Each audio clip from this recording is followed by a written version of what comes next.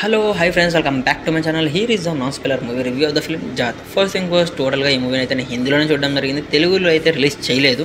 ఖచ్చితంగా OTT platforms release చేస్తారని నేను అనుకుంటున్నాను. అది కూడా ఎందుకు అనేది కూడా నేను చెప్తాను.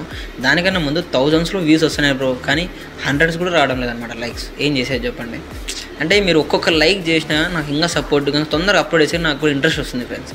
దానికోసం ఈ వీడియోకి జస్ట్ 50 లైక్స్ చేయండి బ్రో, చాలా ఎక్కువ వద్దు, just 50 likes please friends. Like, share and subscribe to my channel. Let's dive into the video. Jaat movie గురించి చెప్పుకోవాలంటే అయితే నేనైతే ప్లాట్ లైన్ డిస్టర్బ్ చేయడం లేదు ఫ్రెండ్స్, ఎందుకంటే అంత గొప్ప ప్లాట్ అయితే ఏం కాదు.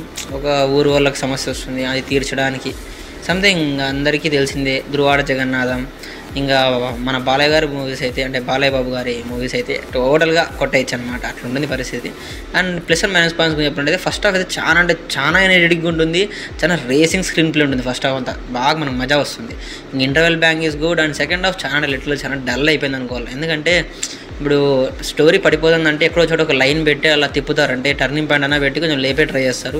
ఇందులో అస్సలు అట్లా ఉండదు. సెకండ్ హాఫ్ అలా తీసుకుని పనుగా పెట్టేస్తారనమాట. అదొక్కటి కొంచెం అనేజీగా అనిపించింది. ఇంకా కమింగ్ అదర్ పర్ఫార్మెన్సెస్, మన సన్నీ డియోల్ గారు అయితే ఓకే అనిపించినారు. అంటే ఫస్ట్ హాఫ్ వరకు ఓకే, సెకండ్ హాఫ్ వెళ్ళే కొద్దీ ఆయన స్కోప్ కూడా ఓకే అనిపిస్తుంది, కానీ అంత గొప్పగా ఏం చేయలేదు ఆయన అనిపిస్తుంది అనమాట. అది పద్ధతి. ఇంకా కమింగ్ టు ఇంకా బీజం అయినా కానీ మ్యూజిక్స్ అయితే ఇందులో కూడా నాకైతే అంత మజా రాలేదన్నమాట. ఇంకా బీజం గురించి చెప్పినట్టయితే మన తమనన్న గుర్తొచ్చేసినాడు. ఎందుకంటే బాలయ్య బాబు గారికి ఇలాంటివి కొడతారనమాట, సేమ్ ఈయన కూడా అదే కొట్టినారు. అండ్ ఇందులో హైలైట్ అయిన పాయింట్ ఏదైనా ఉందంటైతే నాకు సన్నీ డియోల్ కన్నా అక్కడ బాలయ్య బాబు గారిని పెట్టుకుంటే బాగుండేది కదా అనిపించింది అనమాట. ఎందుకంటే ఒక్క బాబీ డియోల్ గారు తప్ప, ఇంకా విలన్ తప్ప, హీరోయిన్స్ అయినా కానీ, టెక్నీషియన్స్ అయినా కానీ, కమెడియన్స్ అయినా కానీ, డైరెక్టర్ అయినా కానీ, అంత ఎడిటర్స్ అయినా కానీ అందరూ కూడా మన తెలుగు వాళ్ళే. జస్ట్ బాబీ డియోల్ని అలా పెట్టుకొని అది హిందీ మూవీ మాదిరి కలరింగ్ ఇచ్చినారు.